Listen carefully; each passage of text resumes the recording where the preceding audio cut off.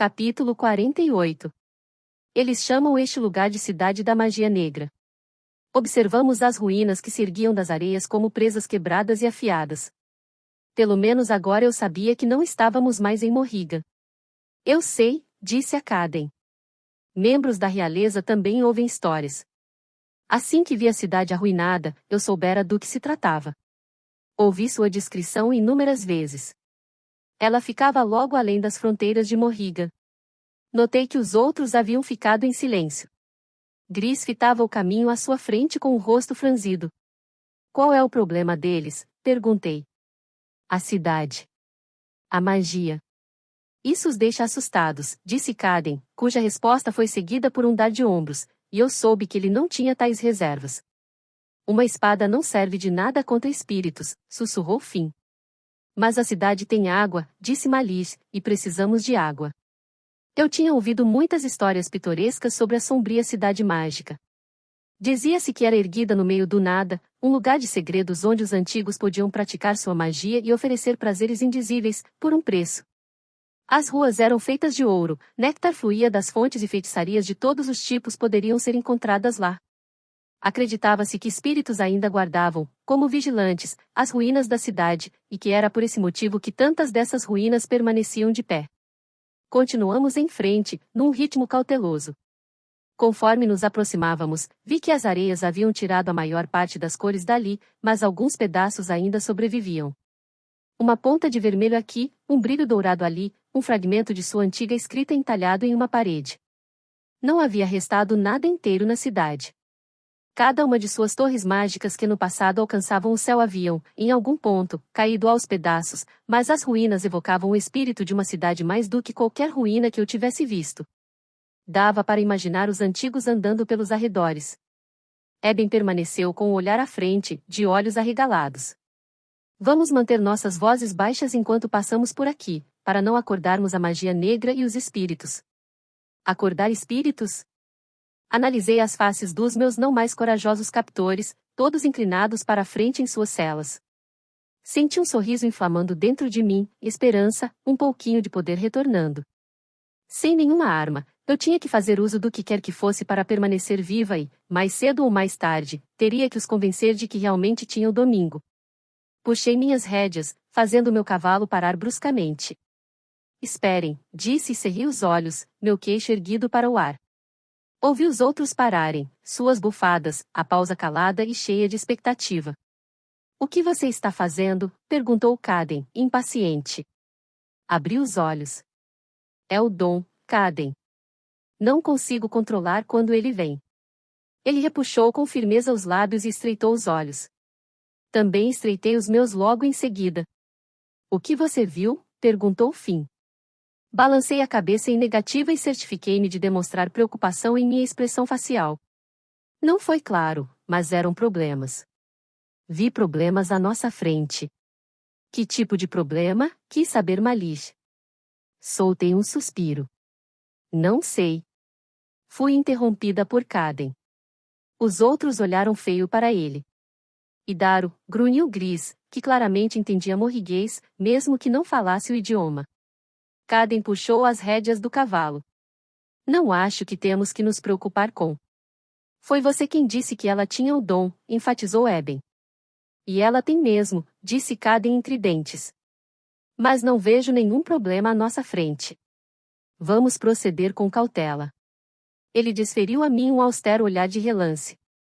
Minha resposta foi um largo, porém rígido, sorriso. Eu não pedirá para fazer parte desse jogo.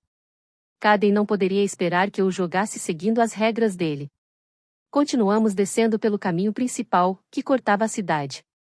Não havia nenhuma rua, de ouro ou de qualquer outro material, à vista, apenas areia que reclamava a maior parte da cidade, mas era impossível não ficar completamente deslumbrado com a grandiosidade das ruínas. Lá em casa, a cidadela era imensa. Foi preciso meio século para construí-la e décadas além disso para expandi-la. Aquela era a maior estrutura que eu conhecera, mas parecia minúscula diante desses monstros silenciosos e colossais. Caden sussurrou para mim, dizendo que, no meio de uma das ruínas, havia uma fonte natural e uma lagoa em que eu poderia me lavar. Decidi conter qualquer visão adicional até que pelo menos conseguisse tomar um banho. Cavalgamos entre as ruínas até o mais longe que conseguimos, e então prendemos os cavalos a resquícios de pilares de mármore que bloqueavam nossa trilha e fomos andando o restante do caminho. Era mais do que uma lagoa. Era algo mágico, e quase acreditei que os espíritos dos antigos ainda cuidavam daquele lugar. A água borbulhava de espessas lajes de mármore quebrado, escorrendo por sobre a pedra escorregadia e borrifando em uma piscina viva abaixo, protegida em 3 de seus lados por paredes caindo aos pedaços. Fiquei com o olhar fixo naquilo, sentindo o desejo e o prazer pela água como nunca antes. Não queria apenas mergulhar as mãos e lavar meu rosto.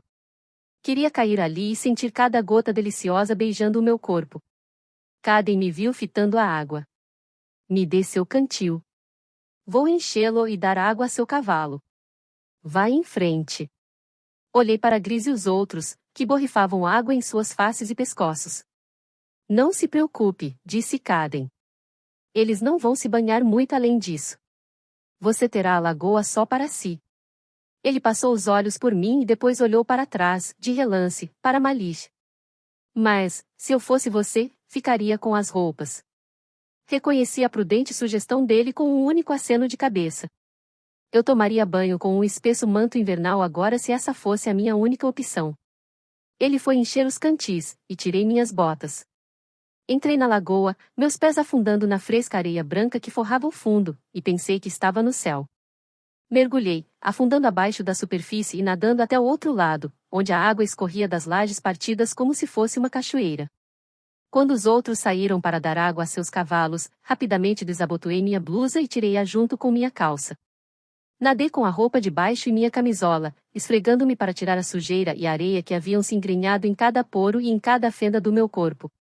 Abaixei a cabeça sob a água de novo e esfreguei o couro cabeludo, sentindo a poeira se soltar. Quando voltei à tona, inspirei fundo, um inspirar purificador. Nunca antes a água me parecerá assim, tão soberbamente purificadora. O inferno não era feito de fogo, mas sim de poeira, areia e vento. Agitei com rapidez minha calça na água para limpar a terra e vestia novamente. Estava prestes a apanhar minha blusa quando ouvi uns ruídos estrondosos.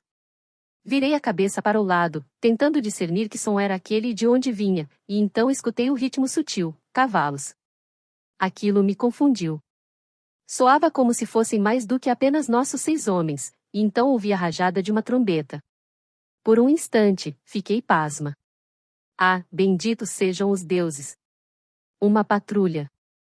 Saí correndo da lagoa, tropeçando por cima de rochas e ruínas. Aqui, gritei. Aqui. Os estrondos foram ficando mais altos, e saí correndo pelas trilhas estreitas, com pedaços de escombros quebrados machucando e cortando meus pés descalços. Aqui, gritei repetidas vezes, enquanto corria em direção à estrada principal que atravessava o centro da cidade.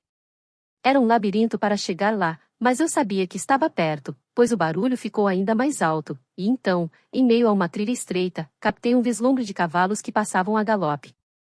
Aqui, gritei mais uma vez. Eu estava prestes a alcançar a estrada quando senti a mão de alguém fechando-se na minha boca enquanto era arrastada de volta, para um canto escuro. Fiquei quieta, Lia. Ou todos nós vamos morrer. Lutei para me livrar da mão de Caden, tentando abrir a boca para mordê-lo, mas ele manteve a mão firmemente fechada em concha sobre meu maxilar. Ele me puxou para o chão e me segurou com força junto ao seu peito, aninhando a nós dois ali no canto.